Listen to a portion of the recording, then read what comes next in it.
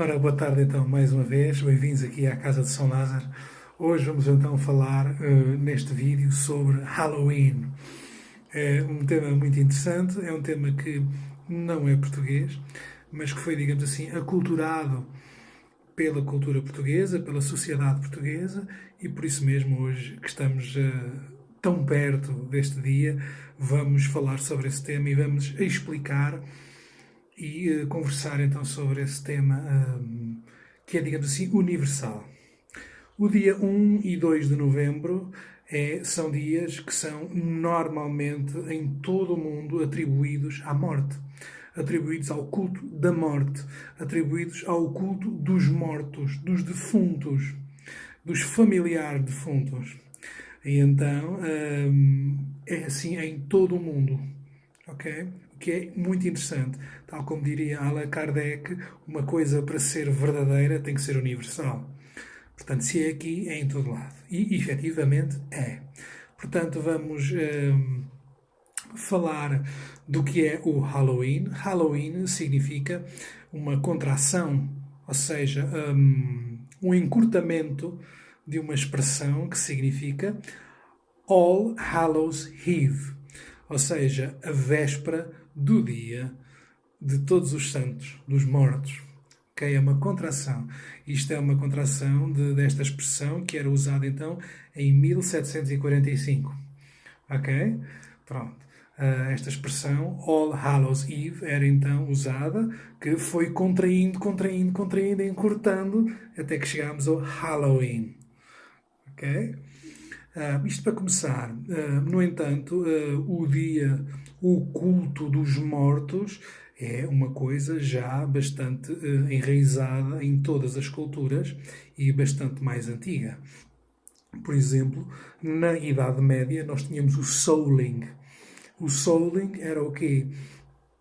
Eram as crianças que iam de porta em porta pedir um bolo específico que se chamava o bolo dos mortos, e então dos defuntos, e então esse bolo era dado às crianças em troca de uma oração pelos defuntos daquela família.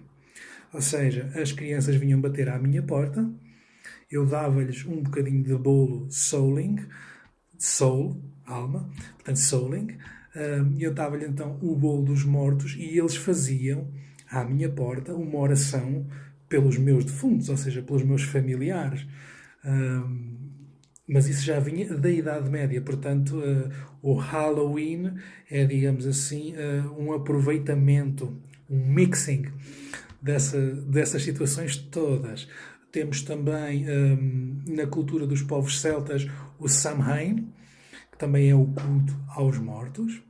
Temos então, neste dia 1 e 2 de novembro, várias expressões. Podemos falar do dia dos fiéis defuntos, podemos falar do dia dos finados, podemos falar do pão por Deus aqui em Portugal, podemos falar também dentro da Igreja Católica do Festum Omnium Sanctorum, assim é que é. Festum Omnium Sanctorum, que significa festa de todos os santos. Ok? O que é muito engraçado, que se pegarmos também na expressão popular, que normalmente criam expressões muito engraçadas, ou seja, a cultura popular, a voz do povo, também costuma criar expressões muito interessantes. Quando juntamos os santos com os mortos, temos também esta expressão muito interessante que é morre ou vai-te embora e ficas santo. Ou seja, a pessoa se vir livre de ti, já só vê qualidades em ti. Enquanto está a lidar contigo, se calhar já não é assim tão bom. Ou seja, ao perto, às vezes vê-nos ao longe já não vê nada.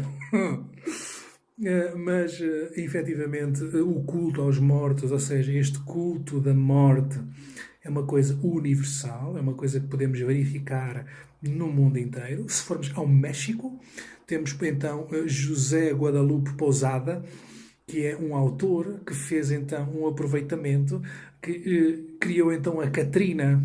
E a Catrina é então um esqueleto de uma senhora da alta sociedade, muito bem vestida, muito bem arranjada, mas que é morta, e então esse teu só esqueleto. Isto é, obviamente, uma crítica social em que ricos, pobres, remediados, vamos todos dar no mesmo, não é? Portanto, é muito interessante esta parte, é muito interessante observar este culto. Eu estou aqui a ler algumas das minhas notas, porque efetivamente é um tema muito extenso e eu não queria deixar o tema só pela rama, eu queria aproveitar e dizer aqui o mais possível. Portanto, eu fiz alguns apontamentos, algumas cábulas, chamemos assim, para vos poder ir dizendo as coisas. Uma expressão típica do Halloween é então trick or treat. Ou seja, ou te fazemos uma travessura ou nos dás uma doçura. Portanto, a expressão em português é doçura ou travessura. Isto é traduzido para português.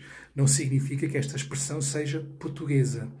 Obviamente que depois isto, ao longo de todo o mundo, houve uma aculturação, ou seja, um aproveitamento cultural por parte de todas as sociedades, e então começámos, digamos assim, a brincar mais, a suavizar mais este culto da morte, este culto dos mortos, esta coisa pesada, e foi então a coisa começando cada vez mais a transformar-se numa coisa mais leve, numa brincadeira, e até que começámos a meter as bruxas, começámos a meter toda essa temática, chamemos assim, de Hollywood, e então esse romancear, chamemos assim, não é?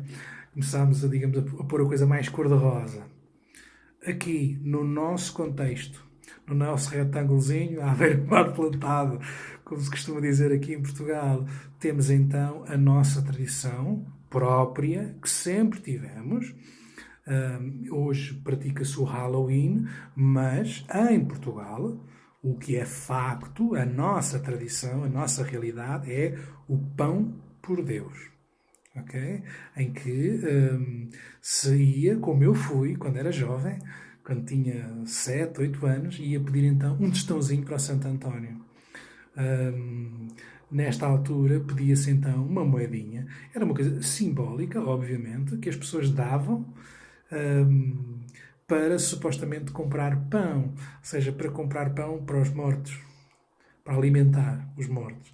É uma altura que, do meu ponto de vista pessoal, é um bocadinho hipócrita, porque as pessoas estão um ano inteiro sem se lembrar dos seus familiares defuntos e depois naquela altura vão lá sempre pôr a florzinha e fazer assim aquele ar, ai, coitadinho, tem tantas...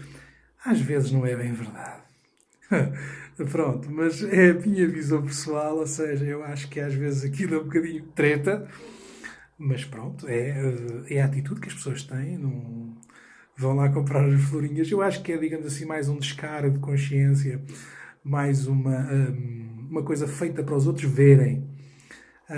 Mas então, voltando à nossa tradição portuguesa, temos então o pão por Deus, e é uma tradição muito enraizada, fazia-se praticamente no país inteiro, e, por exemplo, se vocês pesquisarem sobre este tema, sobre o pão por Deus, vocês vão encontrar, inclusivamente, uma descrição sobre aqui a zona do Norte, por exemplo, em que diz o seguinte: em Barqueiros, em Mesão Frio, na véspera, ou seja, na noite de dia 1 para 2 de novembro, montava-se uma mesa com castanhas para os familiares defuntos.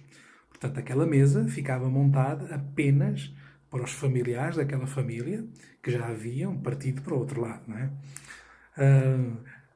Aquela mesa ficava montada, mas ninguém podia comer daquelas castanhas nem daquelas bebidas. Porquê? Porque a comida ficava babada pelos mortos.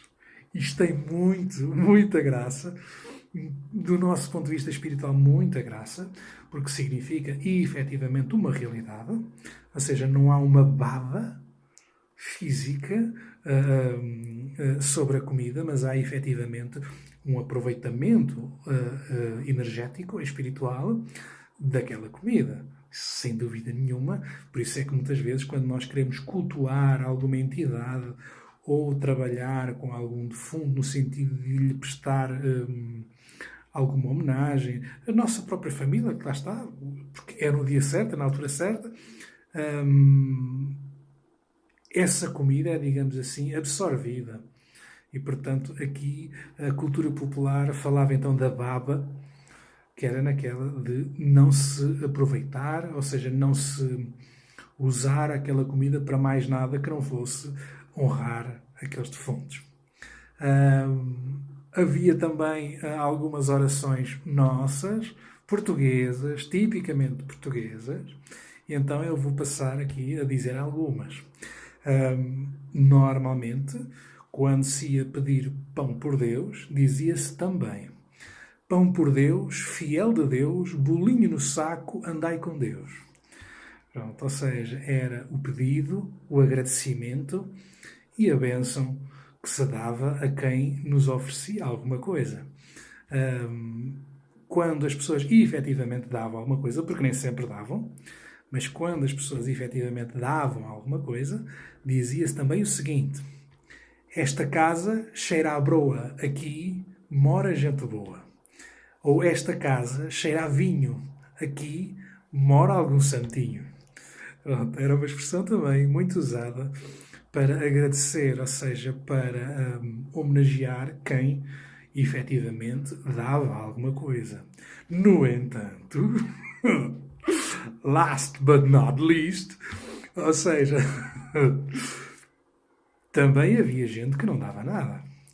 Como havia gente que não dava nada, também se dizia qualquer coisinha. E então o que era? Esta casa cheira a alho, mora aqui algum espantalho. Ou esta casa cheira a unto, mora aqui algum defunto. Era uma forma, digamos assim, de, simbolicamente, obviamente, castigar a pessoa por não ter dado alguma coisa na brincadeira. Pronto, isto era uma altura que cada vez mais se tornou uma altura leve, ou seja, começou a ser usada uma leveza cada vez maior, de forma a que as pessoas lidassem com este assunto. Porque este é um assunto universal. A morte é algo universal. Em qualquer lado, hoje em dia, se ouve falar de los días de los muertos, Halloween, whatever. Ou seja, é uma coisa universal. A morte é uma coisa universal, é uma coisa que está espalhada, está enraizada e mais. É uma coisa que é tão universal que nos vai acontecer a todos. Portanto, como diria às vezes um certo programa da rádio, vale a pena pensar nisto. Ok? Espero que tenham todos um bom Halloween, que se divirtam muito, comam muitas doçuras, façam mais travessuras ainda e então, axé!